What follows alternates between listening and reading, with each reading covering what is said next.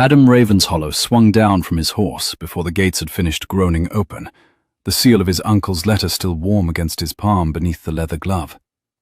Mist clung to the autumn fields behind him, low and silvered, and the manor rose out of it like a shape half-remembered from a dream. Ravenshollow, the cursed house his uncle had warned him of in 3 short lines and never explained. One window burned high in the west wing. Every other pane was dark. He pressed his hand to his horse's neck, steadying the animal, steadying himself, and crossed the gravel toward a door he had not seen since he was a boy of 11. He had not yet touched the bell when the door opened. A woman stood in the lamplight, framed by the long shadow of the hall behind her. Dark bronze travelling silk caught the flame and threw it back the colour of brandy. Auburn hair pinned high, a brass key on a black ribbon at her throat. She did not curtsy. She did not smile. "You are late, Your Grace," she said. "The house has been waiting."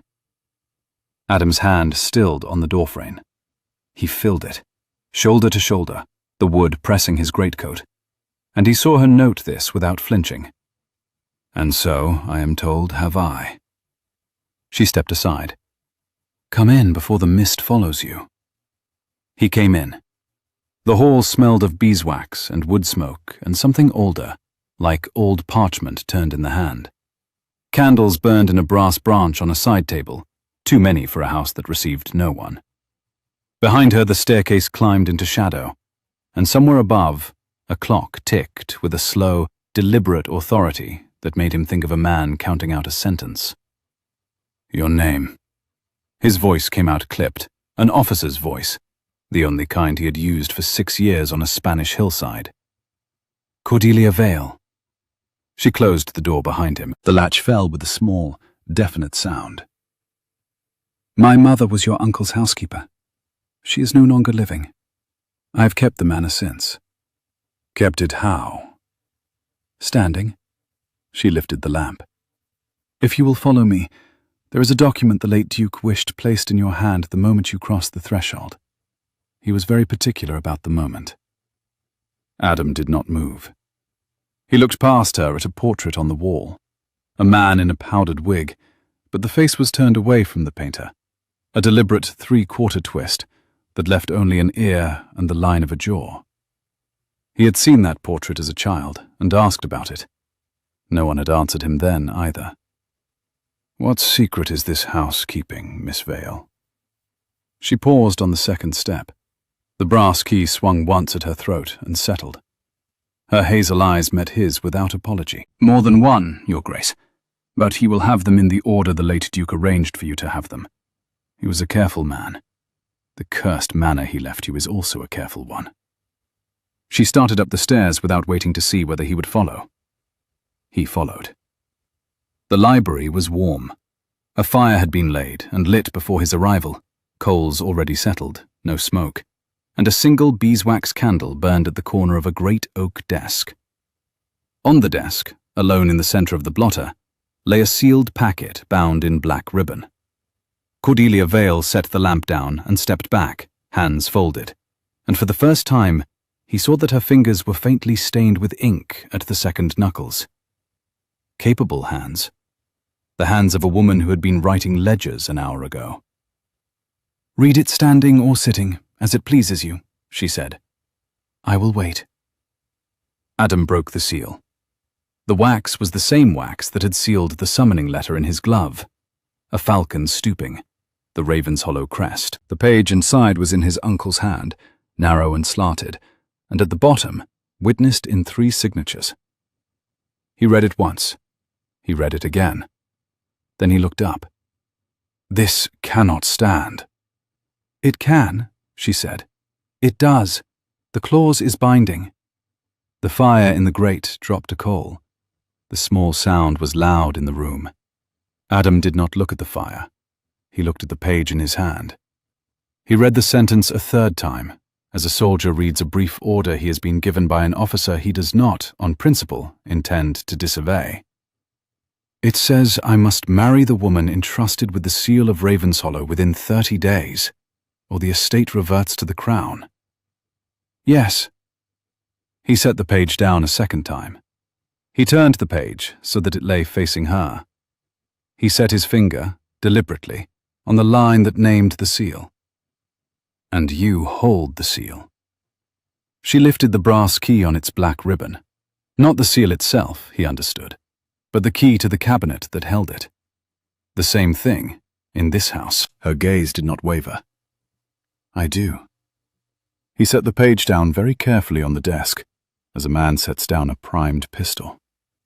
He took one step back, because he did not trust himself any closer to the woman who had just put a noose into his hand and asked him to wear it. "Miss Vale, I have ridden 3 days from Portsmouth. I have not slept. I have not eaten since Salisbury. I have not, in a decade, set foot in this house. And you stand in front of me and tell me a man no longer with us has arranged my marriage." "I tell you what is written," she said. "I did not write it." She had not moved. Her hands were still folded at her waist. The brass key on its black ribbon hung at her throat in the steady candlelight, neither hidden nor lifted. He understood, with the cold, sober part of his mind that had served him in Spain, that she had rehearsed this conversation. She had not rehearsed it once. She had rehearsed it, in the privacy of an empty library, perhaps 100 times. "Did you know of it?" "Yes." "Before tonight?" A beat. She drew a breath, neither hurried nor reluctant, the breath of a person turning over a card she had been told, 4 years ago, would one night be turned over. For 4 years. The silence that followed was not the silence of an empty room. It was the silence of a room with too many breaths in it. Adam's jaw set. He turned to the window. Outside, the mist had thickened, and he could no longer see the gates he had ridden through. He could see only his own reflection, broad-shouldered, dark-haired, grey-eyed, soldier-built and travel-stained, and behind him, a woman in dark bronze silk, who had been waiting for him for 4 years. "At dawn," he said, "I ride to London. I will find a solicitor. I will break this clause." "You will not break it." Her voice was even. "Better men than your London solicitors drafted it. But ride if you wish. I will have a fresh horse ready at 5. He turned. "You are very certain, Miss Vale." "I have had 4 years to be certain, Your Grace." She inclined her head, just once, and lifted the lamp again. "Your room is the east bedchamber. The fire is laid. There is bread and cold mutton on the side table. Salisbury is a long ride. Mrs. Penhaligon has gone to her sister's for the harvest. We are alone in the house tonight, except for the boy in the stables, who sleeps in the loft." "Alone," he repeated. "Alone." She did not lower her eyes. "If that troubles you, Your Grace, I will sleep in the kitchen, with the door bolted from the inside. I have done it before, when travellers came." It troubled him. Not, he realized, in the way she meant. "Good night, Miss Vale." "Good night, Your Grace." She lifted the lamp. She stepped past him without brushing his sleeve, though the corridor was narrow enough that another woman, in another house, would have. The lamp threw her shadow once along the panelling, and took it with her round the corner of the gallery. He stood a long minute in the empty hall. He did not sleep. He lay above the coverlet, fully dressed, boots off but coat on, and listened to the house. It was not a quiet house. A beam ticked as the fire below it cooled. A shutter knocked once, twice, then settled. Somewhere far off, a fox screamed in the woods, and was answered by a hound he did not yet know the name of. And then, near 3 in the morning by the long case clock in the corridor, he heard the sound he had been waiting for without knowing it. A door, opening. Soft, deliberate, far away in the east wing. He was up before he had thought about being up. He took the candle from the mantel, lit it at the embers, and pulled the door of his chamber open onto the dark gallery. The candle threw his shadow long against the panelling. He moved without sound, a soldier's habit 6 years deep.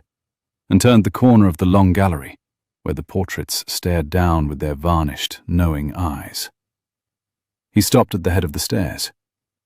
Cordelia Vale stood 3 steps below him, barefoot, a single candle in her hand, the brass key swinging at her throat. She had a shawl thrown over her nightdress. She had not heard him. She was listening eastward, toward the wing where the door had opened. He watched her for the space of a long breath. Her face in the candlelight was not the face of a woman caught at mischief. It was the face of a woman doing a thing she had done 100 nights running, and meant to do 100 more. Her mouth was set. Her chin was lifted. The hand that held the candle did not tremble. He cleared his throat, very softly. She did not jump. She turned her head, slowly, and looked up at him without surprise, as if she had known the entire time that he was there. "Your Grace." "Miss Vale."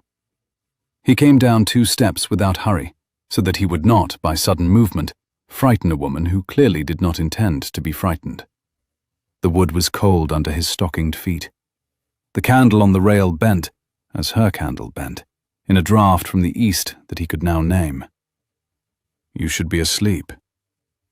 "You should not be on the gallery in your nightdress at 3 in the morning." "No," she agreed. "I should not." He came down 2 steps. The wood was cold under his stockinged feet. "What was that door?"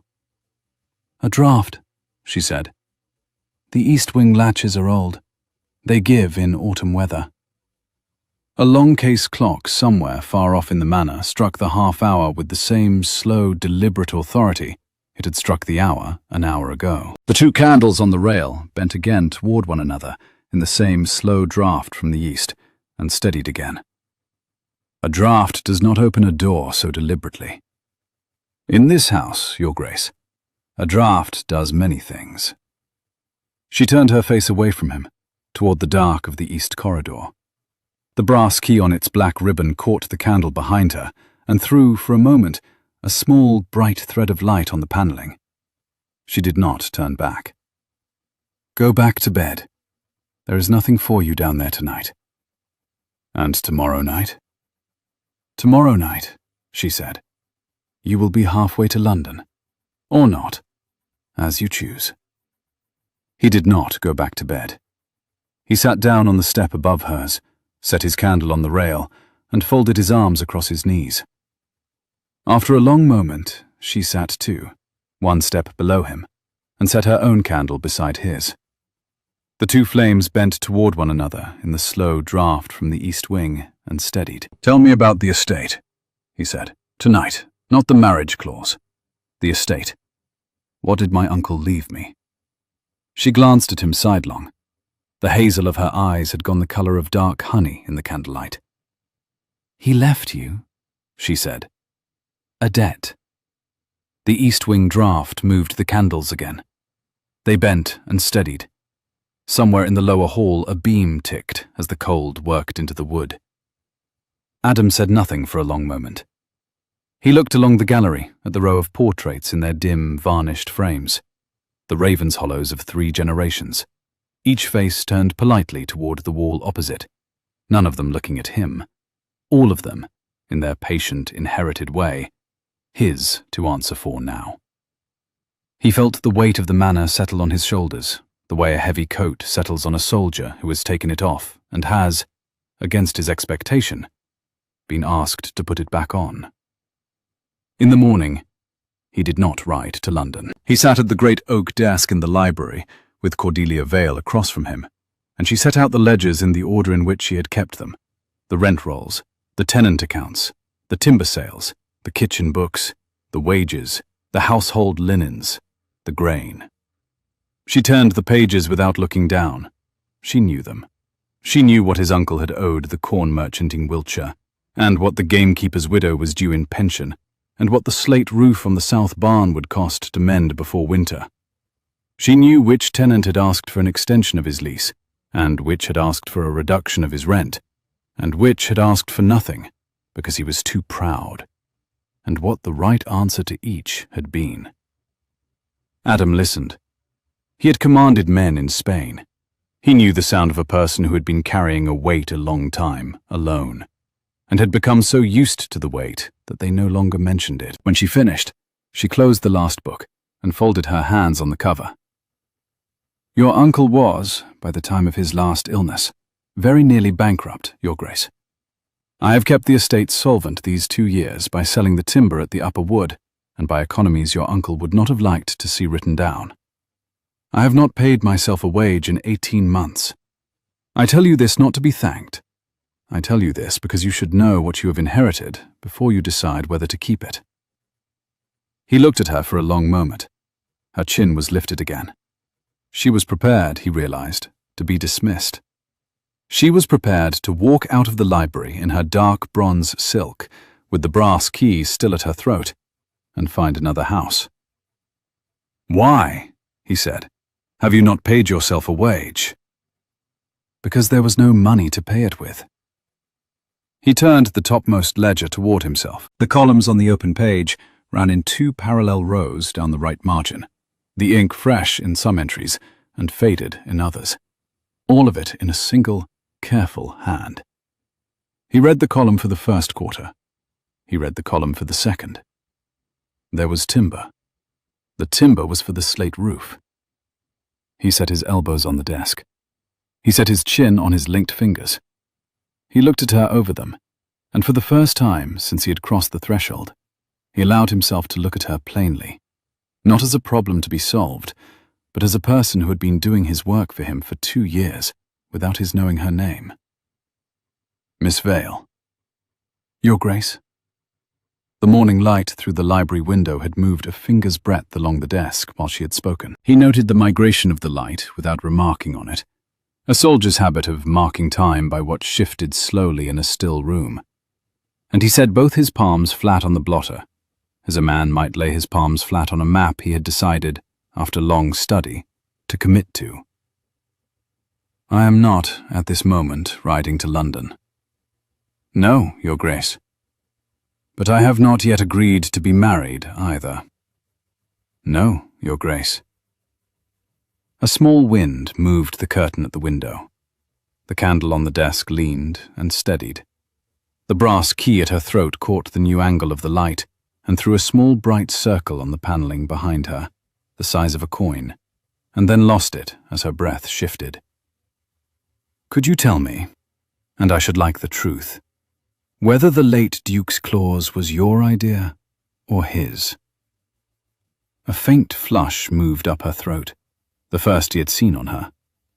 The brass key rose and fell with her breath. His, she said. I argued against it. He was not a man who took argument well. I lost. What did you argue? That a duke should not be made to marry a housekeeper's daughter against his will, even by a clever clause. Her hazel eyes lifted to his and stayed.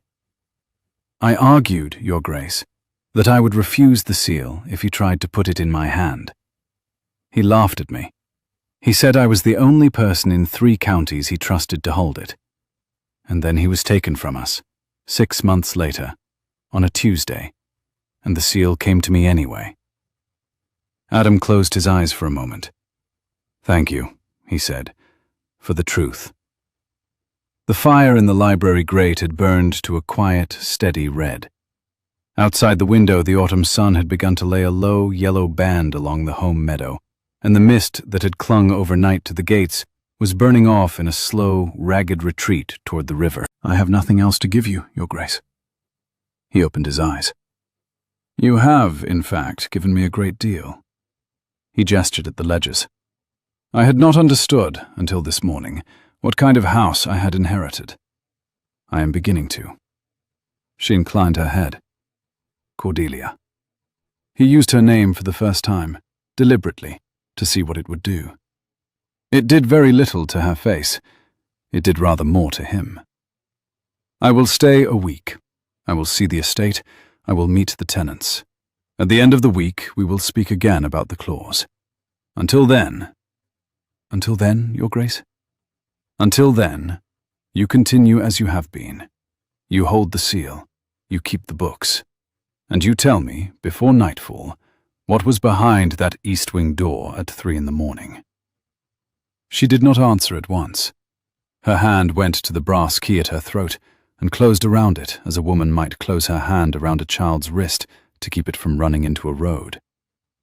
"Not yet," she said. "Not before nightfall. Not before the week is out. Ask me again at the end of 7 days, Your Grace, and I will answer you. I will not lie to you, but I will not be hurried." He held her gaze. "7 days," he said. "Agreed." She rose. She gathered the ledgers into her arms, capable hands, ink-stained at the second knuckles, and carried them to the cabinet beneath the window. The brass key turned in the lock. The cabinet opened. The cabinet closed. The brass key returned to the black ribbon at her throat. She turned at the door. "There will be a letter today, Your Grace, from a London solicitor named Cresswell. He acts for your cousin, Lord Mortimer Thrace. I thought you should be warned before it arrives." "Thrace is contesting." "Thrace is contesting. He has been contesting in writing since the day your uncle's passing was announced in the Gazette. He believed he was the heir." "Was he ever?" "Never," she said. "Not once, in any version of any will your uncle drafted. Lord Mortimer is beautiful, Your Grace, and clever, and rotten through the centre of him like an apple gone soft in the bin. The late Duke knew it. So do I. So, soon, will you." She went out, and the library door closed behind her with the same small, definite sound the front door had made the night before. The letter arrived at 4. A boy on a tired pony, the seal a barrister's gilt, the handwriting copperplate. Adam read it at the desk, while the autumn light failed in the windows, and Cordelia stood at the hearth with her hands behind her back, watching the fire, not him. "He calls the clause," Adam said, "a coercion of the late Duke's faculties." "He would." He turned the page. The barrister's copperplate ran down the second sheet in long, even lines, the work of a clerk who had been paid to make every threat look reasonable. "He requests an inspection of the will at Chancery within the month." "He may have it." A coal in the grate split with a small, dry crack. Cordelia did not turn from the fire. Adam watched her shoulders. They did not move. He had served under a colonel once who could read 3 pages of a French dispatch with that same straight-backed stillness. And he had learned, from that colonel, that stillness was not the absence of feeling, but the management of it. He intends to be present at the inspection, in person, with 2 witnesses of his own. He will be. Adam folded the letter slowly along its original creases. "You have read this letter before, Miss Vale, or one very like it." "I have read 3 like it in the last 6 months, Your Grace. Your uncle was buried in May. I have been answering Cresswell alone since June, with what counsel a Mr. Pettigrew of Lincoln's Inn, your uncle's old solicitor and friend, could spare by post. He will be ours when we go up for the inspection." She turned from the fire. "I should be glad of the help, if you mean to give it." "I mean to give it." He set the letter down. "Sit. We will draft the reply tonight." She sat. The candle on the desk between them guttered once and steadied. Outside, somewhere far across the autumn fields, a church bell tolled the hour. And in the long gallery upstairs, the long case clock answered it with its slow, deliberate authority. Adam dipped a pen. He looked across the desk at the woman his uncle had bound him to, and he found, with a small, sober shock, that he was not sorry to be sitting where he was. He drafted. She corrected. He drafted again. By midnight, the reply was sealed. By the 3rd night, he had begun to understand the rhythm of her days, and the rhythm, he was beginning to suspect, was the manor itself, transcribed into a single woman's day. She was up before the kitchen fire was lit, because she lit it. She walked the kitchen garden at first light with a basket on her arm. She wrote the day's letters at the oak desk between 7 and 9. She rode out to one tenant or another between 10 and noon, never the same tenant twice in the same week, so that no one was favored and no one was forgotten. She ate a small dinner alone in the morning room at 1.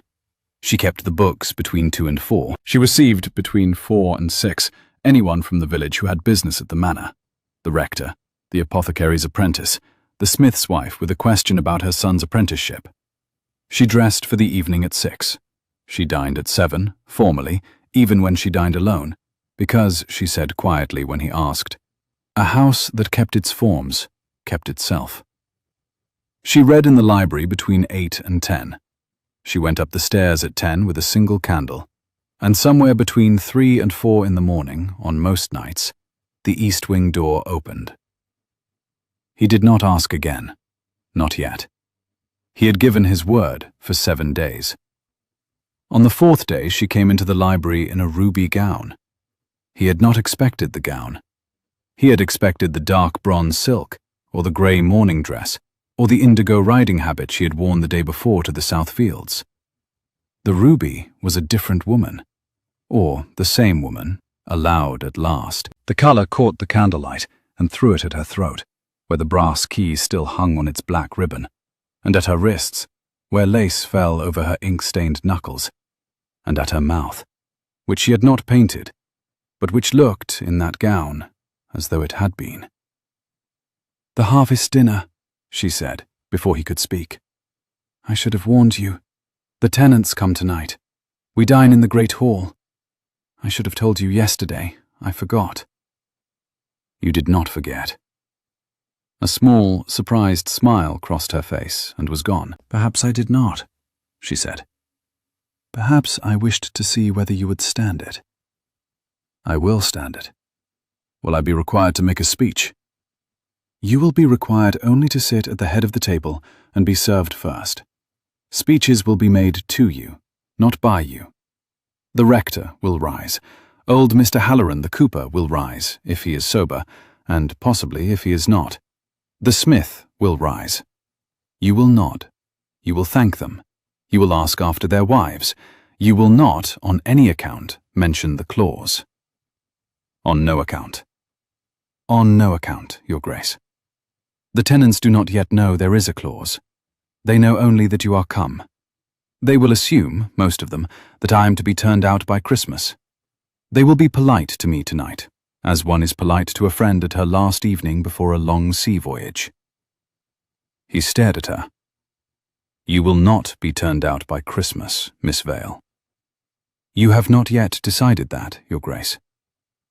He looked at her across the desk. The candle between them threw the small, bright reflection of itself in the polished oak. The brass key on its black ribbon hung at her throat in the steady light. He turned the question over once in the back of his mind, as a man turns over a coin in his pocket without taking it out, and found that he had, in fact, already decided. "I have decided that." She held his eyes a long moment. The brass key rose and fell. "Then I shall enjoy my dinner," she said. "Excuse me. I must see to the venison." The great hall was warm, with the breath of 40 people, and the heat of a fire built up against the autumn chill. Beeswax candles burned in 2 long silver branches down the table. Firelight from the hearth threw the carved roof beams into shadow and gold. The smell of roast venison and wet wool and wood smoke and apple brandy filled the room. Children sat on a separate bench at the far end, with bowls of sweetened cream, and laughed the careful, half-watched laughter of children who knew this was a grown-up's evening. Cordelia had spent the day on her feet. He had seen her cross the kitchen yard at noon with a tray of pewter plates so heavy it bent her wrist, and he had taken 3 of them from her without asking, and she had let him, and that was a small, new thing between them. He had seen her on the back stair at 3, pinning the sleeves of 2 of the Halloran granddaughters, who had been promised to help at the table, and had arrived with their cuffs unhemmed. He had seen her at 5, at the head of the long table, folding the napkins with the small, exact creases her mother had taught her.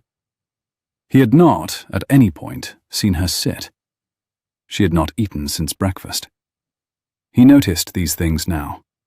He had not noticed them, he understood, a week ago. A week ago, he had been a man who had been told he was to be married against his will. He was now, he found, a man who counted whether his housekeeper had eaten her dinner, and whether her wrist was bent under a weight she would not put down. The doors at the foot of the hall opened. The tenants came in 2 and 3 at a time, ducking the lintel, hats off, boots scraped clean on the straw mat outside. Mrs. Wren, the smith's wife, came in with her son on her arm, a boy of 9, with a high colour and a careful step, and she looked first, not at the Duke at the head of the table, but at Cordelia at the foot, and Cordelia inclined her head to her, and Mrs. Wren inclined her head back, and an entire conversation passed between them that Adam was not, this evening, party to. Old Mr. Halloran the cooper came in with his wife on one arm and the smith on the other, because the cooper had begun his apple brandy, on his own account, at 4 in the afternoon, and required 2 arms to keep him on the gravel. He sat down with the gravity of a man who has decided to perform sobriety as a public service. The rector came in, with damp shoulders, and the small, surprised smile of a man who had not expected to be glad of an evening, and now expected to be very glad indeed. The bailiff came in with 2 of his sons. The shepherd came in with his dog at his heel. The dog, by ancient custom, was permitted on harvest night, and lay down at once under the table at the cooper's feet, which were warm. The apothecary came in last, alone, with a small bunch of late chrysanthemums in his fist for Cordelia, which he laid on her plate without speech, and went to his seat. Adam sat at the head of the table. Cordelia sat at the foot. Between them, 34 tenants. The rector rose first. He spoke briefly and well. He thanked the new Duke for honouring the harvest table, and he thanked Miss Vale for keeping the table set through the long summer. And he sat down with the wet eyes of a man who had lost a friend in May, and was determined not to disgrace himself in October. Old Mr. Halloran, the cooper, rose next. He was not sober. He spoke for 7 minutes about a barrel he had made in 1809. The barrel had, in his telling, been the finest barrel ever cut on Ravenshollow ground, and had been bought by a Bristol merchant for an unlikely sum, and had, he had heard but could not swear to it, gone on to sea in the hold of a frigate. He paused after the frigate. He had lost the thread.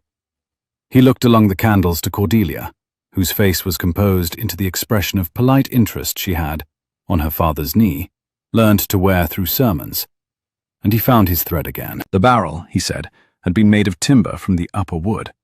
The very wood, ladies and gentlemen, the very wood that this lady, at the foot of the table, had had cut in the spring to mend the slate roof on the south barn, and a finer use no honest tree had ever been put to, and he would say so to the king, if the king ever had the wit to ask him. The smith's wife, who was seated beside him, took his elbow at the 8th minute and helped him into his chair with a tenderness that suggested she had done it before. The hall laughed, gently, the way a family laughs at a known story. Adam laughed too. He did not, until that moment, understand that he had been admitted. Then the smith rose. He was a short, square man, with hands the size of small spades. He looked down the long table, past the candles, past the venison, to the woman at the foot in her ruby gown. "Miss Cordelia," he said, "begging your grace's pardon.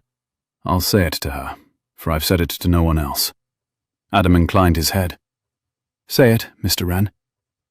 "My boy were down with a fever last March, when the late Duke were taken bad, and the whole house were turned over. There weren't a doctor to be had in 3 parishes, for they were all at the Manor. Miss Cordelia rode over at midnight with a pot of something her mother had taught her to make, and she sat with my boy till morning, and she rode home at 5. My boy's in this hall tonight, sat by his mother, and he is alive, and I will not forget it." He turned his big square face to Adam. "You've a good woman in this house, your grace. I hope you know what you've got." He sat down. The hall did not laugh this time. The hall was very still. Adam looked down the long table at Cordelia Vale in her ruby gown. Her hands were folded in her lap. Her chin was lifted. The brass key was hidden inside the high lace of her collar tonight, but he knew exactly where it lay against her throat, and he knew exactly the rise and fall of it now. "Mr. Wren," he said. The hall heard him without his needing to raise his voice. "I am beginning to." The smith inclined his head. The smith's wife folded her hand over her son's. The boy, who had been told that an introduction would be required of him and had been practicing his bow since Tuesday, half rose, half bowed, and sat down again with the abrupt grace of a child who had remembered, just in time, that he was supposed to be small. The rest of the dinner ran as such dinners run. The venison was carried in and carved. The apple brandy went round. Mrs. Wren passed Adam a small dish of pickled pears she had brought herself, in case, she said with the particular matter-of-fact courtesy of a woman who fed her family from a single hearth. The Manor's pears had not, this autumn, taken kindly to the cellar. Adam, who had not eaten a pickled pear in 11 years, took two and praised them. The smith's wife relaxed visibly into her chair, as though a small private exam had been passed.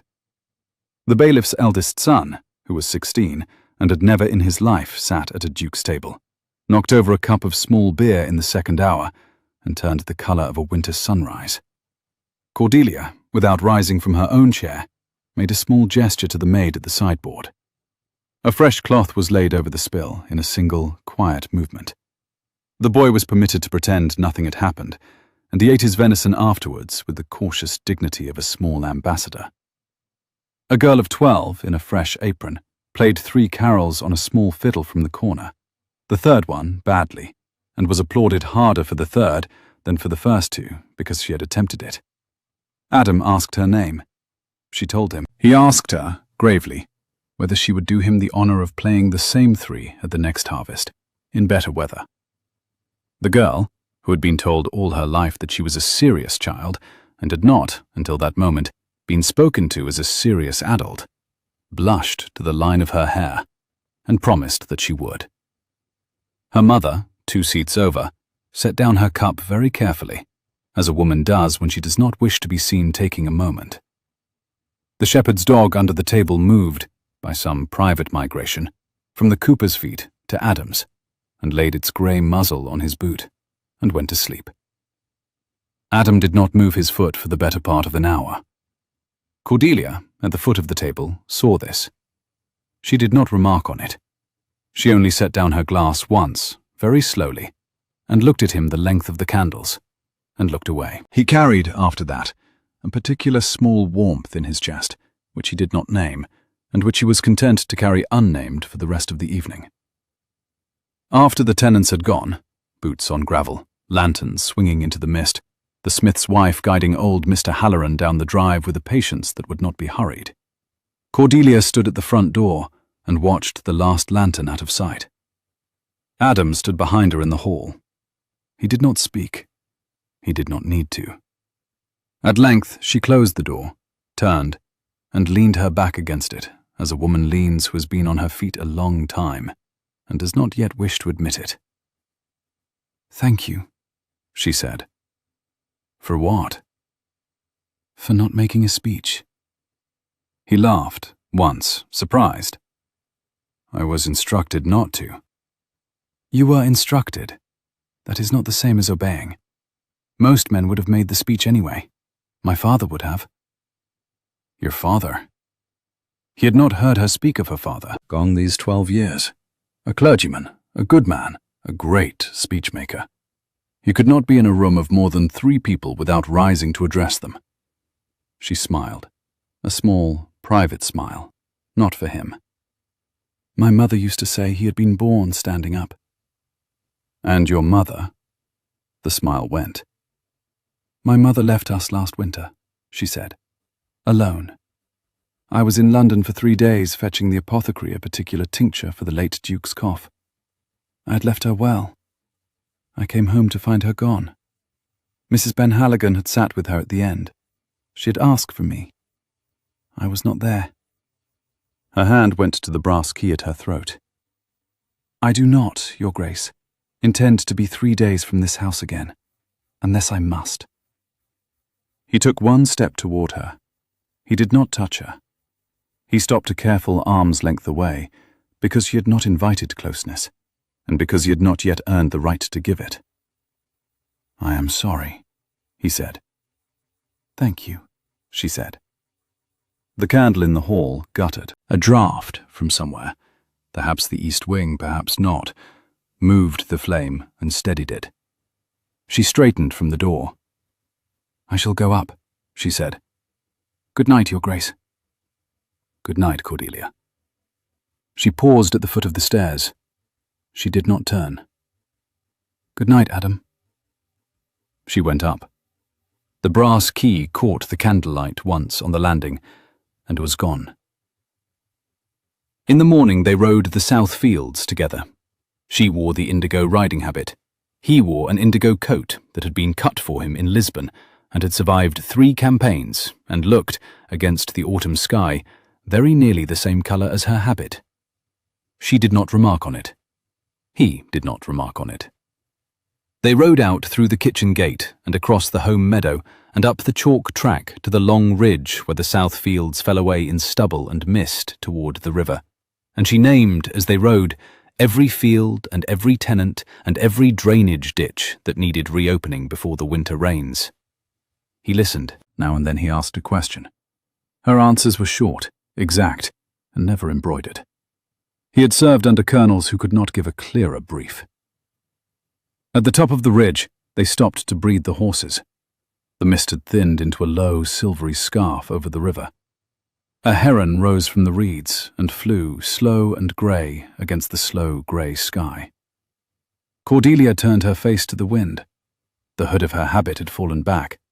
Her auburn hair caught the cold light. "There," she said, pointing. "The line of the willows. That is where your uncle's land ends. Beyond the willows is Thrace's." A small wind off the river lifted the loose strand at her temple. She did not put it back. The mare under her shifted her weight in the cold and was still. "Thrace owns the next estate. He owns 3,000 acres bordering yours. He has wished for 10 years to own 3,500. The home farm. The home farm. The West Wood. The mill. Yes." Adam looked along her pointing finger to the line of willows. He was a soldier. He understood ground. He understood why a man with 3,000 acres would want the 500 that gave him the river, the wood, and the mill. "He will not have them," he said. She lowered her hand. She looked at him. "No," she said. "He will not." They rode home slowly. The horses dropped to a walk of their own accord at the head of the chalk. The mist had lifted entirely from the river and lay now only in the small folds of the lower fields, like a hand laid across a sleeping shoulder. A flight of rooks crossed the sky above them, calling, and turned together in a single long curve toward the upper wood. Halfway down the chalk track, she said, without looking at him, "You did not ask last night about the east wing. The 7 days are not yet out. I am grateful." "The 7 days are not yet out," he agreed. "But, Cordelia, when they are out, I will ask. I will not be put off again." "I know," she said. "I am preparing myself." "To tell me?" "To trust you with the telling." 2 days later he found the east wing door at midday and tried the handle. He had not meant to. He had been crossing the gallery to fetch a book, and his eye had fallen on the door, and his hand had moved to the handle before his sense had caught up with his hand. The handle did not turn. The door was locked. The lock was new, a good London lock set into old oak, and it had been set there, he could see by the bright brass, within the year. A step behind him. He turned. Cordelia stood at the head of the gallery with a small jug of water in her hand. He had time to see the jug, and the napkin folded over its mouth, and the small loaf of bread on the tray she carried under it. He had time to understand, before she spoke, that she had been carrying food. "Your Grace." "Cordelia, I asked you to wait." "I was not trying. My hand—" He stopped. He would not lie to her. "My hand was. Forgive it." She set the tray down on a side table. She came along the gallery to him. She did not look angry. She looked, for the first time since he had known her, frightened. Not of him, of something behind the door. 3 more days, Your Grace. I asked for 7. You owe me 3. The hand that had held the tray was not quite steady now. She had set the tray down a moment too late to hide it.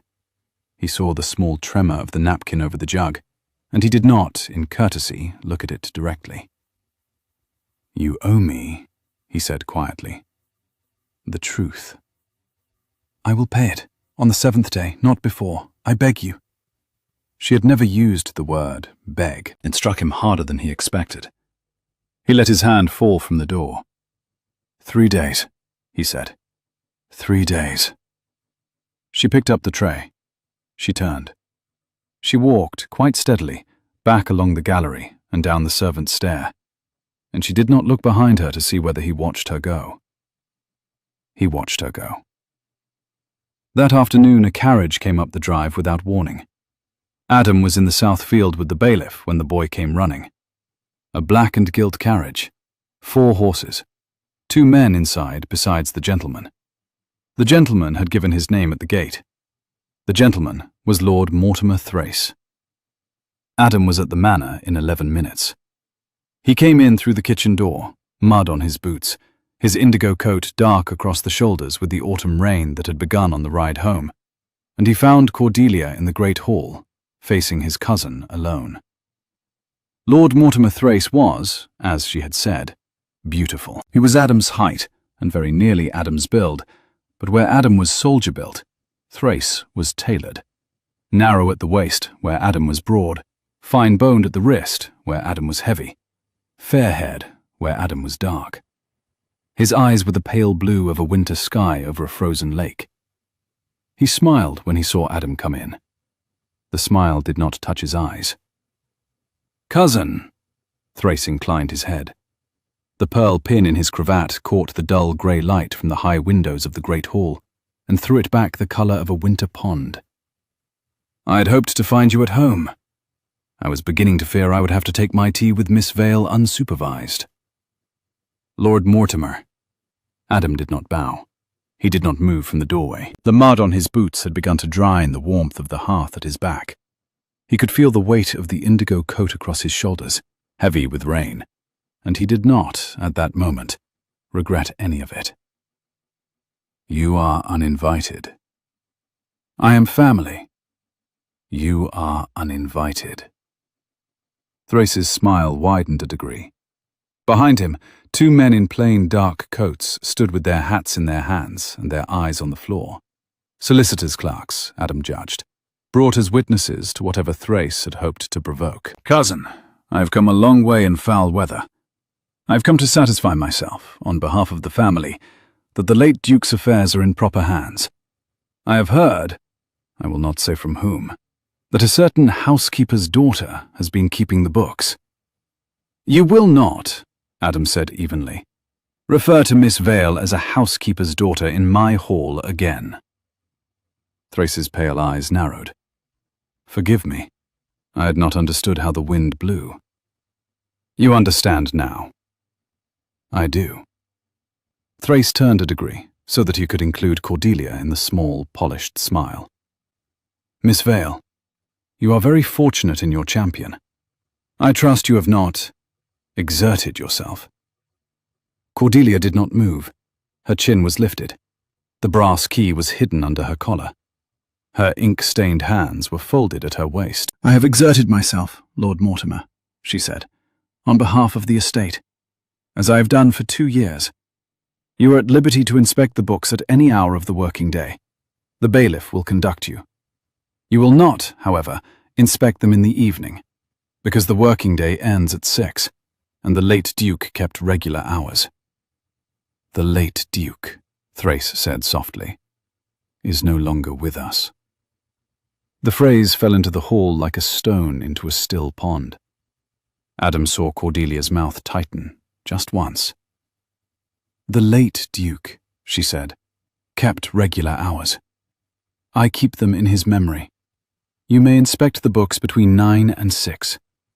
Good afternoon, Lord Mortimer." Thrace looked at her. Then he looked at Adam. Then he laughed. A short, polite, contained laugh, the laugh of a man who has measured his ground and found it less generous than he had hoped. "Cousin," he said, "we will speak again at Chancery. I look forward to it." "As do I," said Adam. Thrace bowed. He gathered his clerks with a small flick of his fingers. He went out into the rain.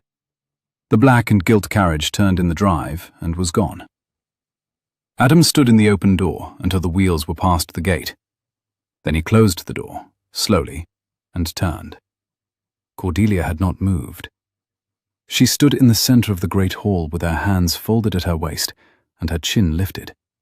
And she was, he saw now, shaking. Not in the broad, visible way of a person about to sit down.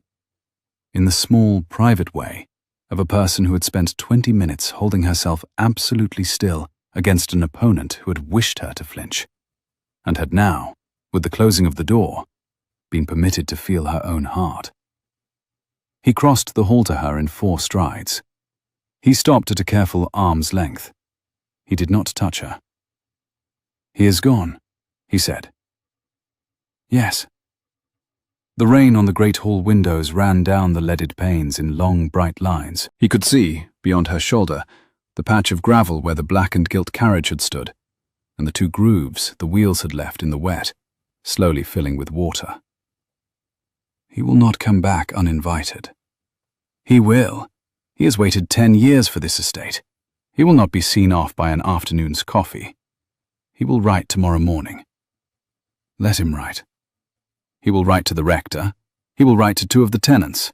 He will write, and this you should be ready for, to the bishop, suggesting that the late Duke's faculties were, at the end, suspect.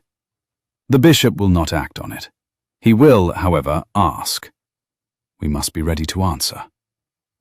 He took half a step toward her, without intending to, and stopped, because she had not yet given him the small sign that closeness would be welcome.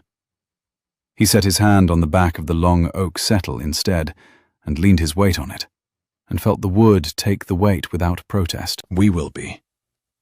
We, he said. And stop saying it as though you have not earned the word. You have, Cordelia. You earned it the night you sat with me on the gallery stair, and told me what I had inherited. Then I will say it more easily. Then I will be here when he does." She drew in a long breath. The shaking in her hand stilled. She lifted her face to him. Her hazel eyes were bright and dry. "Thank you, Adam." "Cordelia." He did not say more. He did not need to. After a moment she nodded, once, and went out of the hall toward the kitchen, and he stood in the empty great hall with the rain on the windows, and understood, with a clarity that did not surprise him, that he had chosen. The next morning a letter came from Pettigrew. The Chancery date was set for the 14th of November. They had a fortnight. They would need to be in London a week before. They would need clean clothes. He would need a barrister. They would need, Cordelia said quietly over the breakfast table, to take the seal and the ledger she had been keeping in private, the ledger she had not yet shown him. Not, she said, because she did not trust him, because she did not yet trust the Chancery. The ledger was his lever. It would not be set down until London. He did not press her. He had 3 days yet on the East Wing. He would not start a second negotiation while the first was still running. That afternoon she came into the library in the emerald library dress and asked him to stand still while she adjusted his cravat for the journey to London, because the village tailor had set the collar half an inch too high, and she would not have him arriving at Pettigrew's chambers looking as though he had borrowed his coat from a younger brother. He stood still. Her hands came up to his collar. They were close enough that he could see the small ink stain on the second knuckle of her right hand, fresher today, a blot from the morning's letters. Close enough that he could smell the lavender she kept in the linen press. Close enough that the brass key on its black ribbon swung once between them and brushed, very lightly, the back of her own knuckles as she folded the linen down. Her fingers worked at the collar. They were quick and capable. They were also, he noticed, unhurried. unhurried in the particular way of hands that have decided to take longer than they need. He did not move. He did not breathe, except as required. "There," she said. Her hand brushed his throat as she folded the last edge. He felt the pad of her thumb at the angle of his jaw, just under the ear, for the time it took a man to count 1. He did not, in that count, breathe. She did not, in that count, look at his eyes. She looked, very precisely, at the linen between her own fingers, as a woman looks at her work when she does not, on any account, intend to look at the man wearing it. "That is better. The barrister will not laugh at you now." "I would not have noticed if he had." "I would have." Her hands came down. She stepped back. The emerald of her dress moved against the firelight in a single, slow shift of green that he noted and chose not to remark on, and would not afterwards forget. "You're great." "Cordelia?" The fire in the library hearth had burned down to a steady red. Outside the window, the autumn afternoon had begun to lower into the early dark of November, and the candle on the desk had been lit by Mrs. Penhaligon at some point in the last hour, without either of them noticing. "We leave Tuesday." "Tuesday." She turned and went out, and Adam stood for a full minute in the center of the library, with the ghost of her thumb under his ear, and the ghost of the brass key against his collarbone, where it had not, in fact, touched him. And he understood that the 7 days were almost out, and that the east wing door would open for him before they left for London. He understood, too, that he had stopped. Somewhere between the harvest dinner and the ride along the upper ridge, measuring the days. He had begun, instead, measuring the weeks, and beyond the weeks, the seasons, and beyond the seasons, the long, unhurried calendar of a house that meant to outlast a man and his wife and their children's children, and that would, if it were properly kept, do so. The thought did not alarm him. It steadied him, in the way the long ridge above the south fields had steadied him on the morning he had first ridden it with her, the ground falling away in a slow grey curve toward the river, and a heron rising, and a woman beside him in an indigo riding habit, naming what was his. It opened the next dawn. He had risen at 4, unable to sleep, and had walked the gallery in his shirt sleeves with a candle. He had not, this time, gone toward her room. He had gone past it, deliberately, toward the east wing. He had stopped at the locked door. He had not tried the handle. He had simply waited. At 4:15, he heard her soft step on the back stair. She came up with the tray, fresh bread, a covered dish, a small pot of honey. She came along the gallery without seeing him, because he had set his candle down on the floor behind a chair and stood in the panelling shadow as a soldier stands. She set the tray down. She drew a key from the bunch at her waist. She fitted it to the lock. The door opened. She stepped through. She did not see him. She closed the door behind her, but she did not, this time, turn the key. Perhaps because her hands were full, perhaps because the 7th day had begun, and some part of her had decided. He waited the count of 50. Then he came forward, soundless. He laid his hand on the door. He pushed it open. The east wing was not what he had expected. He had expected dust sheets, stale air, a closed-up nursery, perhaps a sick room. He found instead a narrow passage cleanly swept, a small flight of steps down, and at the bottom of the steps a door that opened onto a covered walkway he had never known existed, a roofed gallery running along the kitchen garden wall toward the gatehouse at the foot of the orchard. The walkway had been built, by the look of the joinery, long before his uncle's time. The boards underfoot were waxed. A line of small unlit lanterns hung from hooks set into the inner wall at intervals of 5 paces. For a person who walked the route, he understood, in dark weather, without wishing to carry a candle, that could be seen from the manor windows. He counted the lanterns as he passed them. 7. 7 small private lights, hung for a use the rest of the world had not been told about. He followed the walkway. He did not announce himself. At the gatehouse door, he stopped. Inside, 2 voices. "You are late this morning, Cordelia." "The Duke is up and about. I had to wait." "He has not found out." "He nearly did. 3 days ago. He tried the gallery door. I made him promise to wait until the 7th day. The 7th day is today." "Then he will know by tonight." "He will know in the next quarter of an hour. He is behind me on the walkway. I heard his foot on the 2nd step." A long silence. Then the second voice, younger than Adam had expected. A man's voice, but a young man's, perhaps 19, with the faint betraying tremor of someone trying very hard to keep his fear out of his throat. "What will he do, Cordelia?" "I do not know yet, Tobias. But I think he will not turn you out. You have said that before. This time I think I am right." Adam pushed the door open. The gatehouse was a single, low-beamed room with a clean fire and a small bed in the alcove, and a table laid with the bread and honey Cordelia had carried from the kitchen.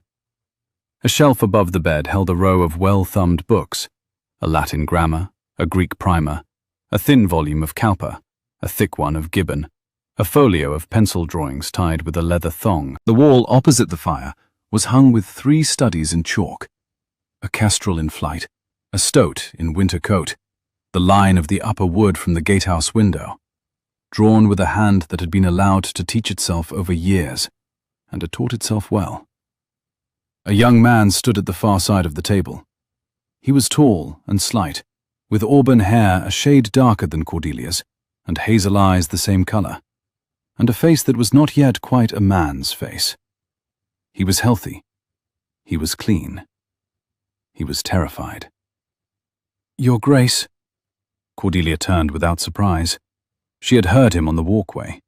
She had told the young man as much. "May I present my brother, Tobias? He is 19 years old. He has lived in this gatehouse since he was 12. Adam looked at her. He looked at the young man. He looked at her again. "Your brother?" "My half-brother. My father's son, not my mother's. Born to a woman in the village who would not name him. My father took him at 3 days old. My father was lost to us when Tobias was 7, and my mother, who had every right to turn him out, did not. She raised him in this house until he was 12. Then your uncle took an interest, and we judged it safer to move him to the gatehouse, and to let the village believe he had been sent to a cousin in Bristol. He has been here, with my mother and me, for 7 years. He does not leave the orchard. He reads. He draws. He is being prepared for a life he cannot yet have." "Why?" Adam said carefully. "Could he not have it?" "Because if it were known, Your Grace, that the late rector of Ravenshollow Parish had got a child on a village girl, and that his lawful daughter had concealed the boy in a duke's gatehouse for 7 years, the scandal would touch this house and ruin it. The estate's tenants would not stand it. The chancery would not stand it. Your uncle, who knew, would not allow it spoken of in his lifetime. This is the curse of Ravenshollow Manor, Your Grace. A boy who has done nothing wrong, hidden in an orchard for 7 years to keep a parish from talking." Adam stood very still. He looked at Tobias. The boy, the young man, met his eyes, then lowered them, then lifted them again with the small, brave movement of a person who had been told to be ashamed of himself for so long that meeting another man's eyes had become an act of will. "Tobias." "Your Grace?" The young man's hand at the table was not steady. The fire in the small hearth threw a moving square of warm light across the wall behind him, across the chalk drawing of the kestrel, across the line of well-thumbed books, and the warm light caught the auburn of his hair and made him, for a moment, look very like his sister. "How do you take your bread?" The young man blinked. "Sir?" "Honey or butter?" "Honey, sir. Cordelia brings honey." "Then sit," said Adam, "and let us eat your honey, and let us discuss how a young man of 19 who reads and draws is to be made a useful subject of the crown, without ruining a parish." He sat down at the table. After a long moment, Tobias sat too, slowly, as a deer comes to a hand. Cordelia stood at the end of the table, with her hands folded over the brass key, and her hazel eyes very bright. Adam did not look at her. He looked at the bread. He broke a piece. He passed it to Tobias. "There is," he said, "a small property near Bristol. My uncle's, now mine. A house, a paddock, a kitchen garden, and 100 acres of indifferent grazing. The tenant farmer who has it now is 60 and wishes to retire to his daughters. The house has a name. It is called Holloway. If a young man of 19, a Mr. Tobias Holloway, were to take up residence there in the spring, and were to write to me, his cousin, from time to time about the grazing, I do not see that any parish would have a thing to say." Tobias's hand stopped halfway to the bread. Cordelia did not move. Adam heard her breath catch and steady. "Mr. Tobias Holloway," she said. "It is a good name," said Adam. "It is no one's name. It will be his." The young man set the bread down. He looked at his sister. He looked at Adam. His mouth opened. It closed. He looked at his sister again. Then, with the slow, deliberate movement of a person performing a thing he had not, until that moment, believed himself permitted to do, he reached across the table and shook the new Duke's hand. "Thank you, sir." "You are welcome, Mr. Holloway." Cordelia turned her face to the small fire in the gatehouse hearth. She did not, Adam saw, intend to be seen weeping. He looked away from her, courteously, and ate his bread, and did not speak again until she was ready. Tobias, after a long while, found his voice. It was a steady voice, considering. "I have been told, sir, all my life, that I am not to be spoken of." "You are spoken of now," said Adam, "in this room, by your sister and your sister's husband-to-be, and we will between us decide what is and is not to be told outside it. You have done nothing wrong, Mr. Holloway. The world is sometimes ungenerous to people who have done nothing wrong. We will be careful for you. That is all." Tobias looked down at the bread in his hand. He looked up again. "Sir, may I ride? There is a cob in the stable I have watched from this window for 3 years. I have never sat on him. Cordelia would not let me, in case I was seen on the upper field." Adam considered. "After the Chancery hearing in November, you may sit on him at first light, in the home meadow, with a groom who can hold his tongue. After Christmas, when you have moved to Holloway, you may sit on any horse in any field at any hour of the day or night you please. Will that do for now?" "Yes, sir." The young man's mouth moved as though he had a great deal more to say, and had not yet rehearsed any of it. He settled, in the end, for, "Thank you, sir." "Eat your bread, Mr. Holloway." He ate his bread.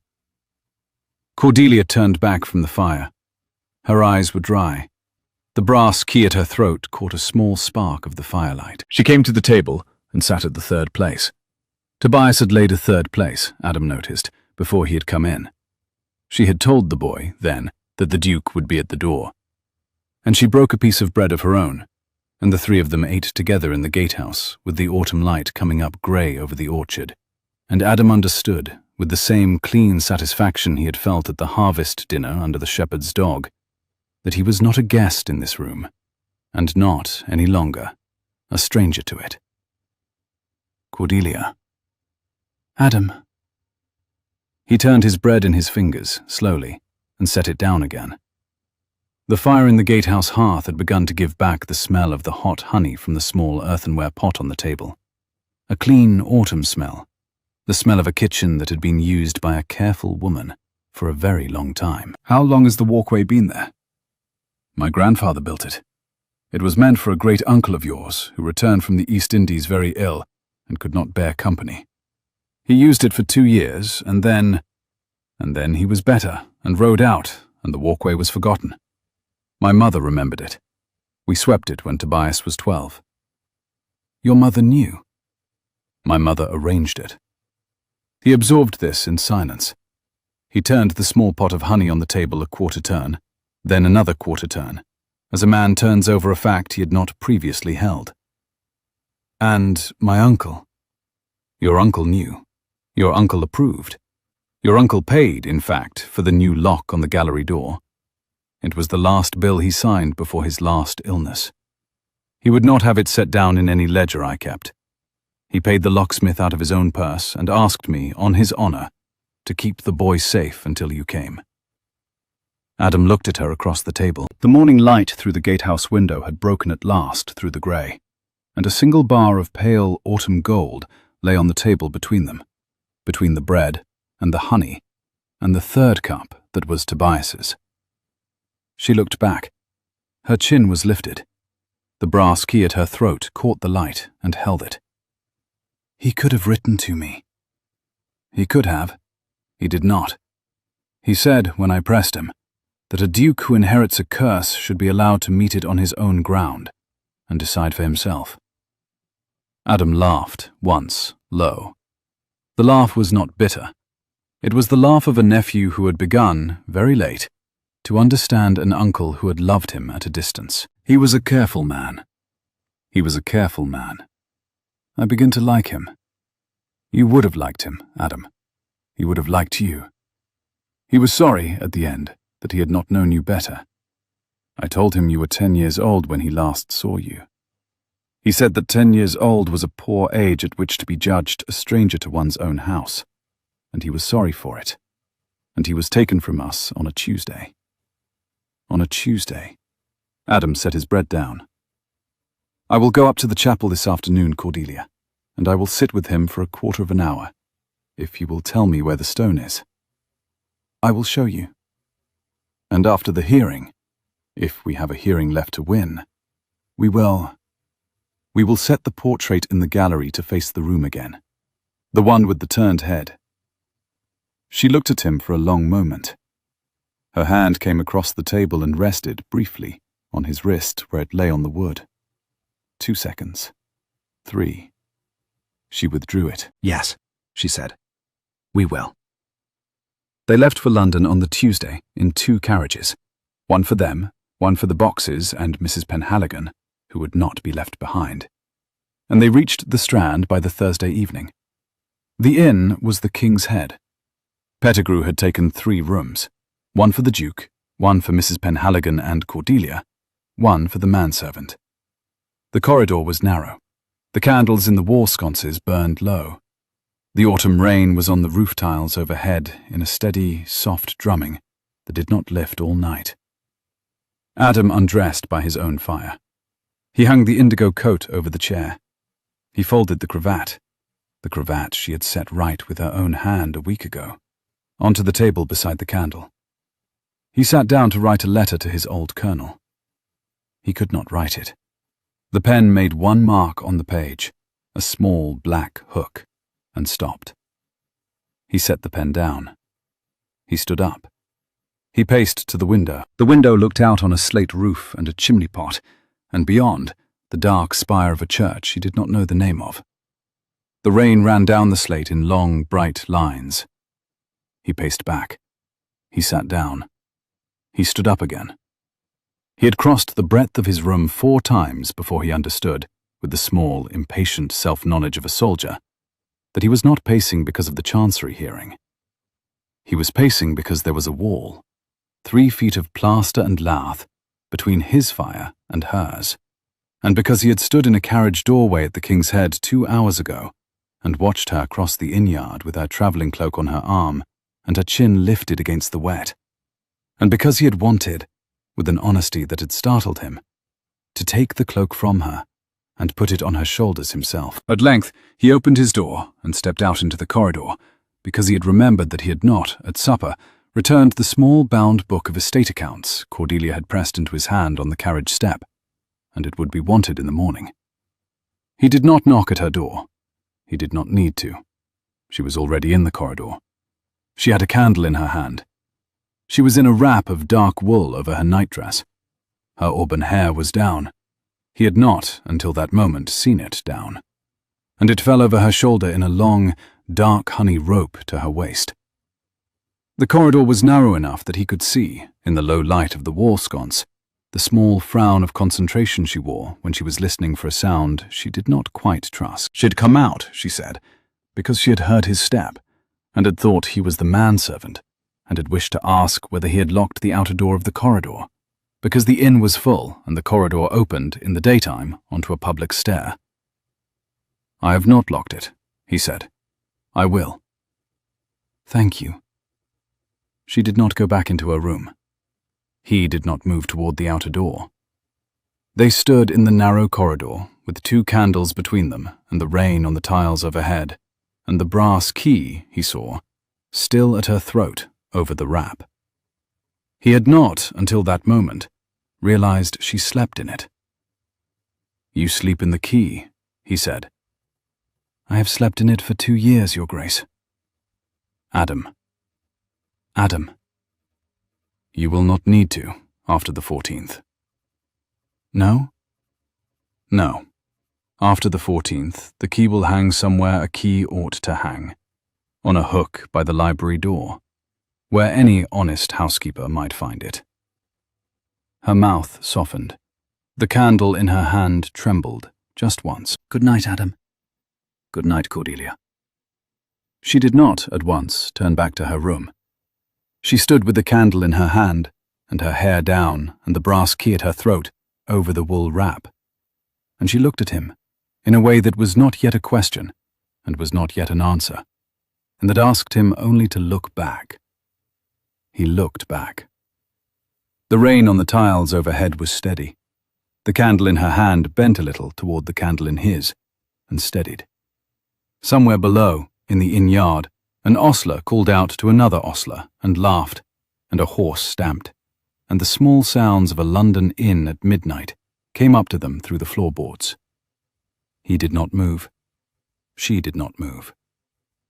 After what he afterwards calculated to have been the better part of a minute, a long minute by any measure, she lifted her chin in the small, almost smiling way he had now seen her lifted 8 or 9 times since the harvest dinner, and she stepped back through her door, and she closed it without sound. He stood in the corridor a moment longer, with both candles between his ribs, as it were, and then he walked the 4 paces to the outer door, and he locked it, with a very steady hand and a heart that was not, by any measure he had carried into a Spanish hillside, entirely steady. He came back past her room. Her door was already closed. He laid his palm, briefly, against the wood of it. He did not knock. He did not even press. And then he went to his own room and slept, against expectation, the deep, clean sleep of a soldier on the eve of a battle he intended to win.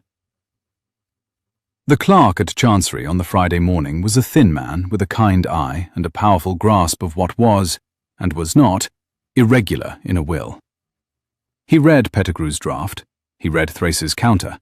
He read the marriage clause. He laid down his pen, looked over his spectacles at Adam and Cordelia, and Pettigrew sat in a row across his desk, and said quietly, "I see no reason to hurry the inspection. I see, in fact, several reasons to set the date back a fortnight. The 14th is unsuitable. I propose the 28th. Lord Mortimer's witnesses will keep." Pettigrew bowed. Adam inclined his head. Cordelia did not move. Outside, in the cold court, the autumn wind threw a flurry of fallen leaves against the window, and Adam understood, with a small, clean satisfaction, that they had bought another 14 days, and that 14 days, in the hands of Cordelia Vale, was a long time. They drove back to Ravenshollow through the night. The carriage lamps threw 2 yellow pools on the dark road. Mrs. Penhaligon slept upright in the corner, with her bonnet over her eyes.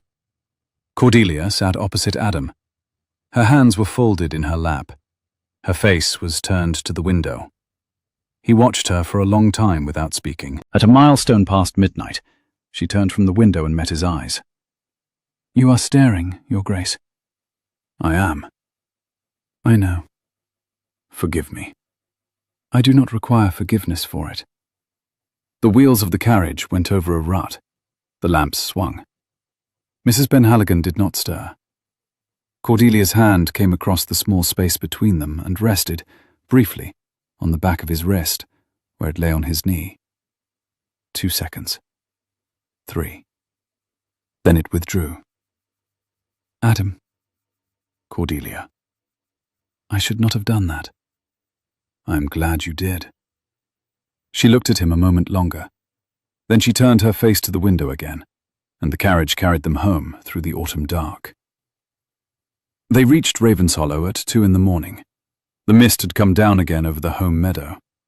The gatehouse was dark, Tobias would be asleep, and the manor showed one lit window in the west wing, where Cordelia had left a lamp burning for Mrs. Penhaligon's stair. Adam handed the older woman down. He handed Cordelia down. The grooms led the horses away. The driver took the carriage round to the coach-house. The three of them came up the gravel together to the front door. Mrs. Penhaligon went straight up the front stair to her own room, with a brisk good night. Adam and Cordelia stood for a moment in the hall. The fire had been banked. A single candle burned on the side table. The portrait in the long gallery, somewhere above them, was watching the wall as it had watched it for 50 years. I will go up, Cordelia said. I will see you up. She did not refuse him. They went up the stair together. At the head of the stair, they turned along the gallery toward her room. Halfway along, she stopped, because her foot had caught on the edge of a rug, and she put out her hand to steady herself. And his hand was there. He did not let go of it. She did not take it back. They stood for a long moment with their hands joined on the gallery, the portraits watching the opposite wall, the brass key at her throat, catching the candlelight in a small, steady gleam. He had carried her hand without thinking. He had not, he now noticed, intended to put it down. Your room, he said quietly. Yes. He raised her hand. He turned it. He pressed his mouth, very briefly, to the inside of her wrist, where the pulse ran under the thin skin, and he set the hand down again. Good night, Cordelia. Good night, Adam. She went into her room. He did not move from the gallery for some time. When at last he went to his own door, he found that he was smiling, and that he had not smiled, in that particular way, for a great many years. They prepared for the Chancery hearing through the second week of November, as a regiment prepares for ground it has chosen. Cordelia copied the relevant pages of the household ledgers into a fair, clean hand, 3 evenings running, by a single beeswax candle at the great oak desk in the library, while Adam sat across from her and read aloud the passages of Pettigrew's brief he wished her to know by heart. She knew them by the second reading. She corrected him, twice, on a date. He was not insulted. He was, in a private way he did not yet share, proud. On the Sunday before the journey, she walked with him to the chapel in the home meadow and showed him the stone of the late Duke. The stone was plain. The lettering was sharp and new. Adam stood with his hat in his hand for a quarter of an hour without speaking.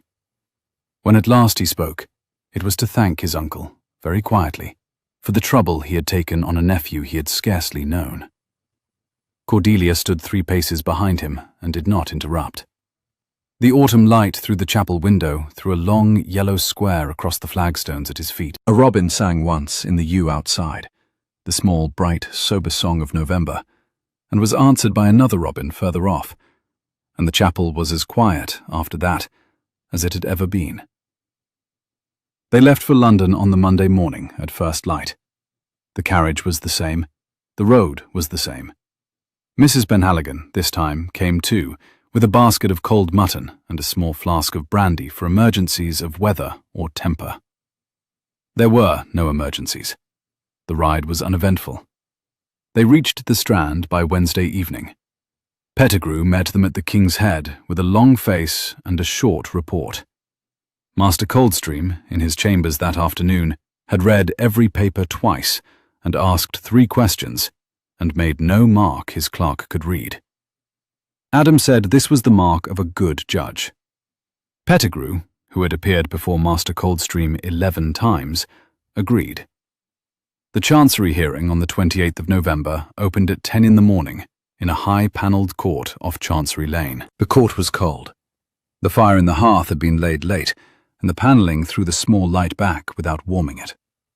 A clerk in a frayed black gown trimmed 3 pen nibs with a small steel pen trimmer at the master's table and laid them in a row, as a man lays out cutlery before a long meal. Lord Mortimer Thrace sat with 2 solicitors and 3 witnesses on the right-hand bench. He had dressed for the court, a pale grey coat cut very fine, a pearl pin in the cravat, the fair hair brushed forward in the new fashion, and he wore the small, polished smile of a man who had been told by his counsel that the morning would go well.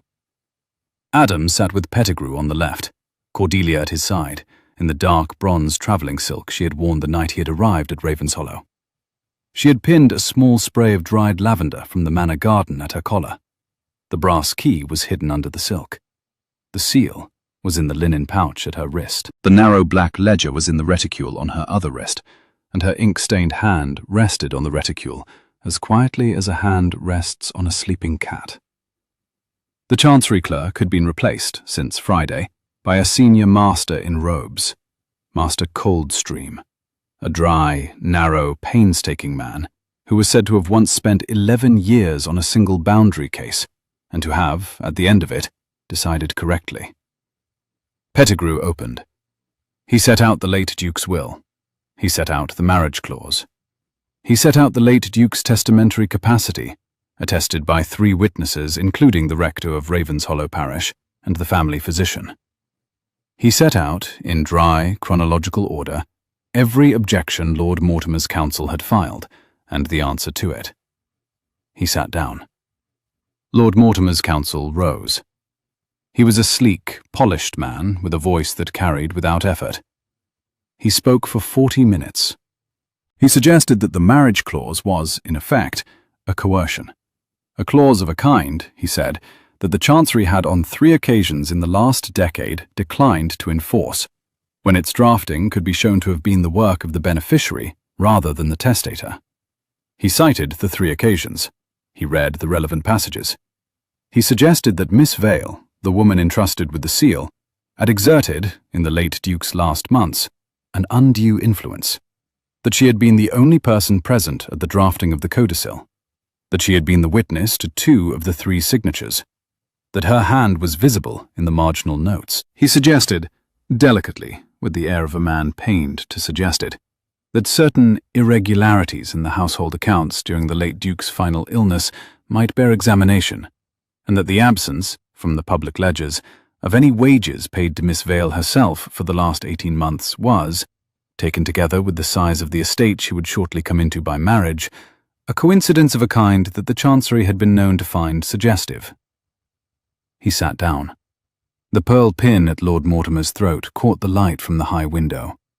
He folded his hands in his lap with the small, contented composure of a man who has, in his own estimation, just laid a careful net across a careful door. Pettigrew rose to answer. Adam laid a hand, briefly, on Pettigrew's sleeve and looked at Cordelia. She had not moved. Her chin was lifted. The lavender at her collar trembled, just once, with the movement of her breath, and steadied. Pettigrew, when he rose at last, was brief. He did not address the 3 cited cases. He had read them, he said, and the late Duke had read them in his last summer, in his own library, and the codicil had been drafted with their precise language in mind. He did not address the marginal notes.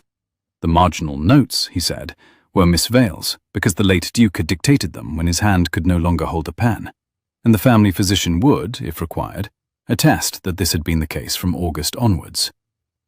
He did not address the wages. The wages, he said, were a matter Miss Vale herself would speak to. He sat down. Master Coldstream looked over his spectacles. Miss Vale. Cordelia rose. She did not look at Lord Mortimer. She did not look at the public bench. She looked at the master. Sir. The lavender at her collar trembled once, with a small movement of her breath, and steadied. Her hand on the reticule was perfectly still. Adam, who had once watched a Spanish gunner stand to attention through a quarter hour of a colonel's anger without a muscle moving, recognized the discipline. He did not, however, betray that he had recognized it.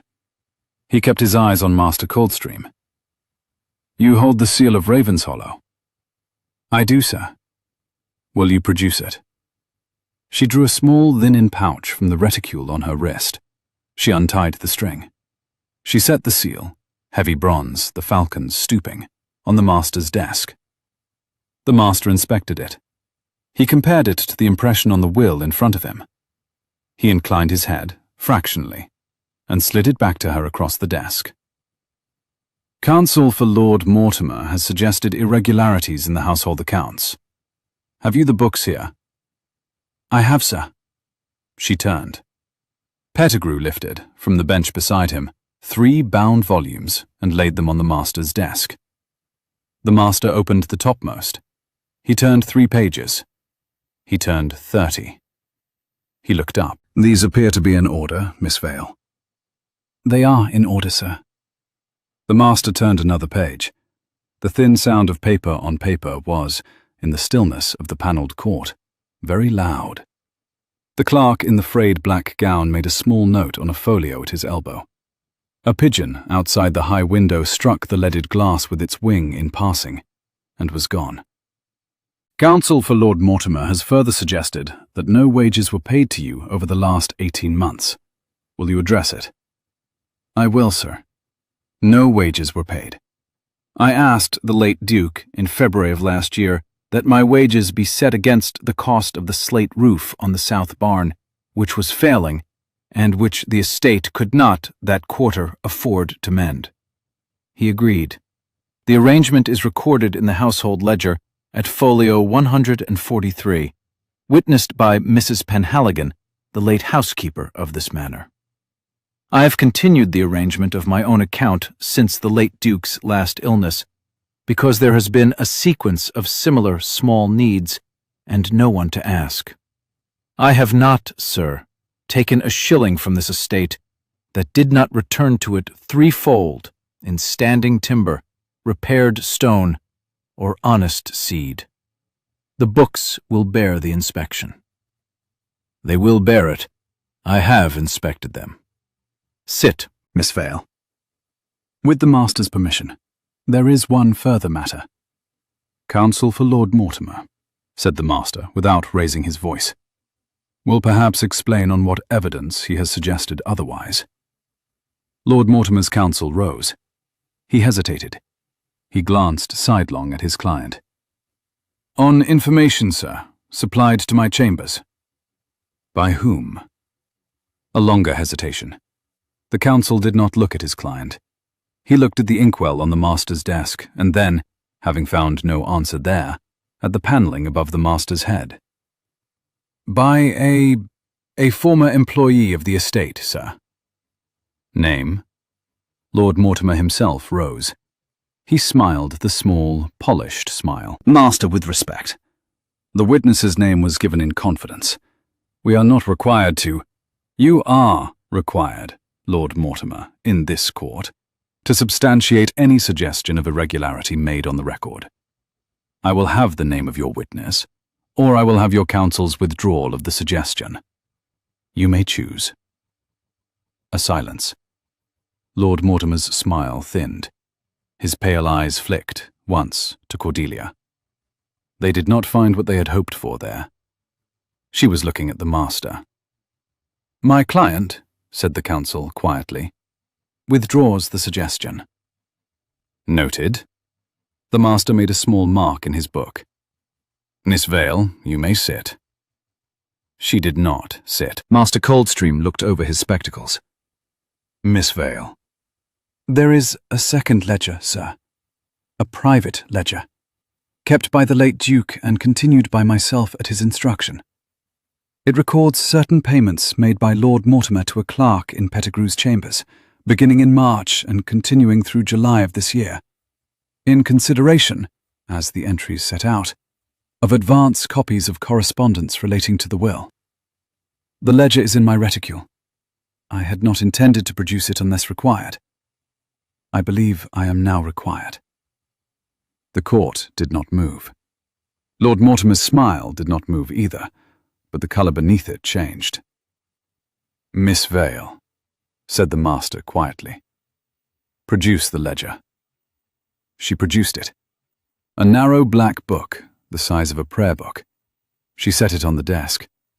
The master opened it. He read for 2 full minutes in silence. He turned 3 pages. He read for another minute. He looked up. "Counsel for Lord Mortimer." The counsel rose. His face was the colour of his collar. "Sir, your client's petition is dismissed with costs. The will of the late Duke stands in every particular, including the marriage clause. The marriage may proceed at the convenience of the parties, and the seal of Ravenshollow will pass, on the day of the marriage, into the joint custody of the Duke and the Duchess, as the late Duke intended. The matter of the suborned clerk in your chambers will be referred to the inn for disciplinary inquiry. Lord Mortimer will perhaps wish to confer with his counsel before any further communication with this court. Good morning." The master rose. The court rose. Lord Mortimer stood very still while his counsel gathered the papers around him with hands that had gone, suddenly, clumsy. He did not look at Adam. He did not look at Cordelia.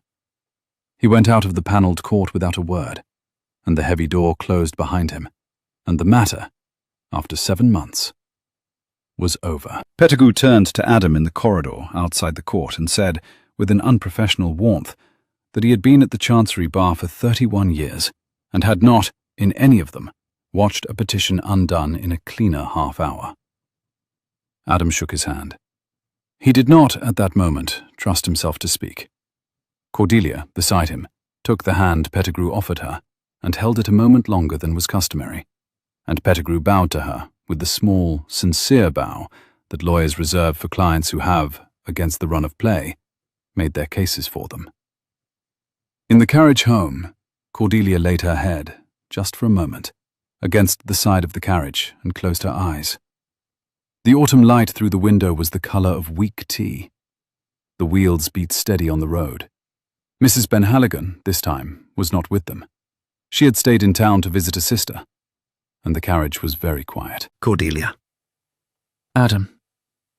The carriage lamp in its bracket above the door swung gently with the road. The light it threw across her face moved with it. A slow, yellow stroke, then shadow, then yellow again.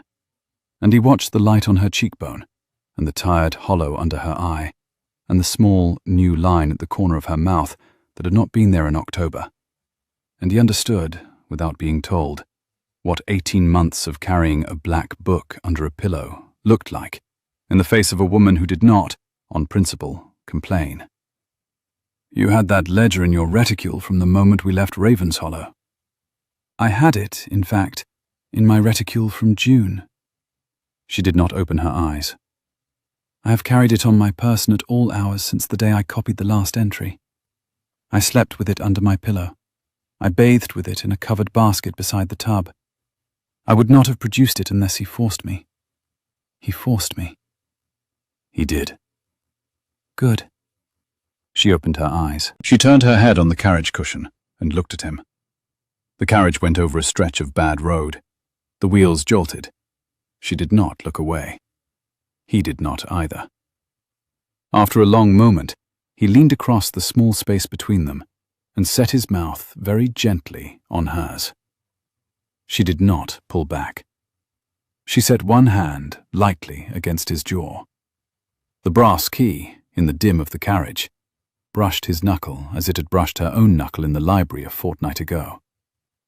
Her mouth was warm. The wool of her travelling cloak smelled of lavender and wood smoke and the cold autumn air of the inn-yard. Her hair, pinned high for the court, had loosened in 2 places at the temple, and one strand fell against his cheek as she leaned into him, and he felt, with the small, exact attention of a man who had spent the last 2 months noticing everything about her, that she was no longer shaking. The kiss was brief. It was decided. It was not the kiss of a man who had been overwhelmed. It was the kiss of a man who had, after due consideration, made a choice and intended to stand by it. When he drew back, he did not draw far. Their foreheads touched. He could feel her breath against his mouth. "I have wished to do that," he said quietly, "since the harvest dinner." "I have wished it," she said, "since the second night." He drew back another small fraction so that he could see her face. The carriage lamp moved its slow yellow stroke across her cheek again. Her eyes were open now, hazel gone honey in the low light, and they did not look away from his. The second night. "When you sat with me on the gallery stair and asked me about the estate and not the marriage." A wheel went over a stone. The carriage lurched and steadied. Neither of them noticed it, except in the small adjustment of his hand at her shoulder. "Cordelia." "Adam." She kissed him this time.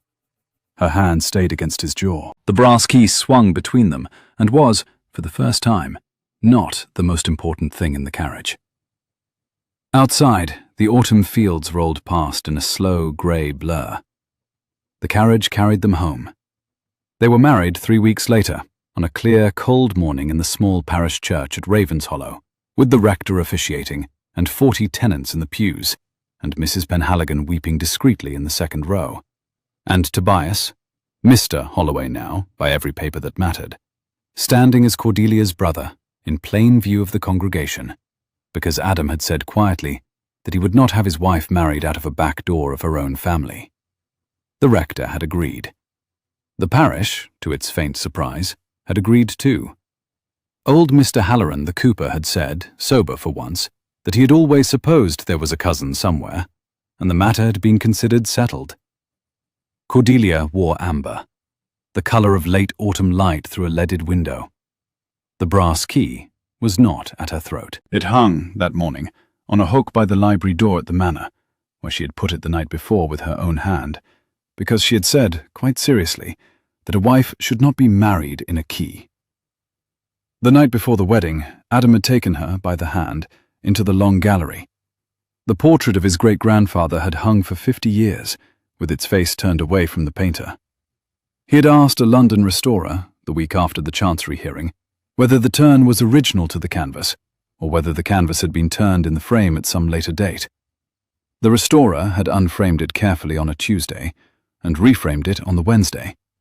And the face of a young man with grey eyes and a soldier's jaw, had come round to look out of the gallery, as it had been painted to do.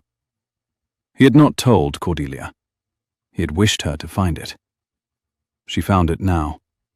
She stopped in the middle of the gallery. She lifted the candle. She looked up. The grey eyes of his great-grandfather looked back. The room was warm, with the breath of the beeswax candles burning, as they had burned every night for 50 years, in the brass branch on the side table. Outside, the autumn dark pressed against the windows. Adam. He wished, Adam said quietly, to be looked at, I think, after all. She did not turn from the portrait. The brass key, still at her throat that night, for the last time, caught the candlelight. Adam. Cordelia. The candle in her hand bent in a draught from the high gallery window and steadied. The beeswax candles in the brass branch on the side table, the candles that had been lit every night for 50 years by a sequence of hands she had been the last of, bent with it and steadied with it. The grey eyes of his great-grandfather looked down out of the new-faced portrait. The long gallery did not move. It had been waiting, in its own slow, patient way, for a long time. I love you. He came to stand behind her. He set his hand at her waist. He did not turn her to face him. He spoke at her ear. I love you, he said. I have loved you since the morning you set out the ledgers and told me the estate was bankrupt and asked me, with the lift of your chin, to dismiss you. I will love you, Cordelia, when there is no estate, and no chancery, and no portrait, and no key. I will love you in the kitchen garden in February with the frost on the cabbages. I will love you in the south field in August with the wheat coming in. I will love you, Cordelia Vale, in every weather this house is ever asked to stand. She turned in his arm. The candle in her hand tipped just a little. He caught it. He set it down on the side table beside the brass branch. He took her face in both his hands, and he kissed her under the eyes of his great-grandfather and the steady light of 40 years of beeswax, and the long gallery, which had seen a great many things in its time, and concealed most of them, saw this one, and let it stand. 6 months later, it was spring at Ravenshollow. The home meadow was green to the willows. The orchard at the foot of the kitchen garden was in full white bloom. Pear and apple and a single old cherry, which had not flowered in 3 years and had decided, this year, to flower for everyone. A wood pigeon called from the long ridge. The south field was sown. The slate roof on the south barn had been mended in February, with timber from a different wood than the upper one, which had been allowed to grow back. The estate was solvent. The estate, indeed, was beginning to be prosperous. In the gatehouse beyond the orchard, no one lived. Tobias Holloway had taken up residence at Holloway in March, and had written, twice, about the grazing. The second letter had asked, with painful casualness, whether his cousin the Duke might happen to know a young woman in the Bristol neighbourhood who would not object to a quiet tea with a young man who read and drew. The Duke had laughed for a full minute over the letter, and had written back that he would make inquiries. The brass key on the black ribbon hung by the library door. Cordelia, when she went out into the kitchen garden in the morning with her basket on her arm, no longer carried it. She no longer needed to. The east wing door was unlocked. The portrait in the long gallery looked at the room. The east bedchamber had been given to a guest who was expected for Easter, Adam's old colonel, with whom he had served in Spain, and who had written that he was bringing a daughter of marriageable age, and a sense of humour about it. Adam had read this letter aloud at breakfast. Cordelia had laughed. Mrs. Penhaligon had begun, that very morning, to air the east bedchamber. On a Sunday afternoon in late April, Adam came in from the south field with mud on his boots and the indigo riding coat over his arm, and found Cordelia in the library, at the great oak desk, with the household ledgers open in front of her. She was in a green morning dress, the colour of the new grass. Her auburn hair was pinned up. Her ink-stained fingers held the pen. The brass key on its black ribbon hung, where it had hung now for 6 months, on the hook beside the library door. She looked up. She set down the pen. "You are early, Your Grace." "I am early, Your Grace." She rose. She came round the desk. She set her hand against his coat, careless of the mud, and lifted her face. He kissed her, briefly, and set his forehead against hers. "The south field is sown." "I heard." He set the indigo coat over the back of a chair. The smell of the fresh-turned earth came off it, faint and clean. The smell of a field that had been waited for through a long winter, and would not, this year, disappoint. "The pear is in flower." "I saw it from the window." She came round to face him. The pen had left a small new stain on the second knuckle of her right hand. A habit 12 years old by now, and one she would not, he understood, be giving up. "The Colonel writes that he will be here on Thursday." "Mrs. Penhaligon has aired the room." A wood pigeon called from the long ridge beyond the orchard, the slow, soft, 3-note call of a bird that had decided, after a long winter, to stay through summer. Cordelia tilted her head a fraction toward the window, listening, and lowered it again. "Then there is nothing," he said, "left to do this afternoon." "Nothing at all." He looked over her shoulder at the open ledger. The columns marched down the page in her clear, exact hand. The estate was solvent. The estate was, in fact, prosperous. The brass key hung by the door, where any honest housekeeper might find it. Outside, a wood pigeon called from the long ridge. The autumn was a long way behind them. The mist on the home meadow was a long way behind them. The portrait in the long gallery looked at the room, and the room looked back. "Cordelia." "Adam." "Walk with me to the orchard. The cherries in flower." In a moment, let me close the book. She did not, at once, close the book.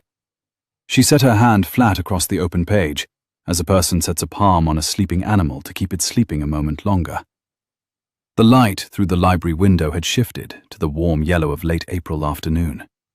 It lay in a long bar across the desk, and the hand and the brass key on its hook by the door, and the man in his shirt-sleeves, with mud still on his boots. And it did not, he thought, distinguish between any of them. You always close the book. I always close the book. He laughed, low. He came round the desk to her side. He set his hand over hers on the page briefly and lifted it. You will close it the same way in 20 years. I will close it the same way in 50, Adam, if you are good to me. I intend, he said, to be good to you. I know. The pen in its tray rolled a half-inch and stilled. The columns of her hand marched down the page in the careful, unembellished script of a woman who had been keeping books since she had been 13. He looked at them. He looked at her. He had known both now for a year and a half, and he was content, on this Sunday in April, to know them both for the rest of his life. I have intended it since the carriage. Since the carriage. Since before the carriage. Since the harvest dinner. You will not let me forget the harvest dinner. I will not let you forget anything that has gone well between us. We will need it on the days that go badly. There will be days that go badly. There will be a great many. She turned her hand under his, palm up, and let his palm rest against hers a moment without closing the fingers. The brass key on its hook beside the door was still. The wood pigeon called once more from the long ridge and was quiet. And on those days? On those days, she said, you will come in from the south field, and I will be at the desk, and the brass key will be on its hook by the door, and we will close the book together, and we will go and look at whatever is in flower. That is a long promise, Cordelia. It is the only kind worth making. She turned. She closed the ledger. She set the pen in its tray. She took the brass key from its hook by the library door, and she did not put it on. She put it in his palm. She closed his fingers over it. For safekeeping, she said, while we walk. He looked at her. He smiled. For safekeeping, he agreed. They went out together through the kitchen garden in the spring light, and the brass key warm in his hand was not a noose, and not a debt, and not a curse. It was a key. It opened a cabinet in a library in a house that he had inherited, and a wife who, as the title page of his life had warned him, had known every secret of it, and had told him, at last, all the ones that mattered. If this story warmed your evening, subscribe to Adrian's Fireside Stories for a new tale every week.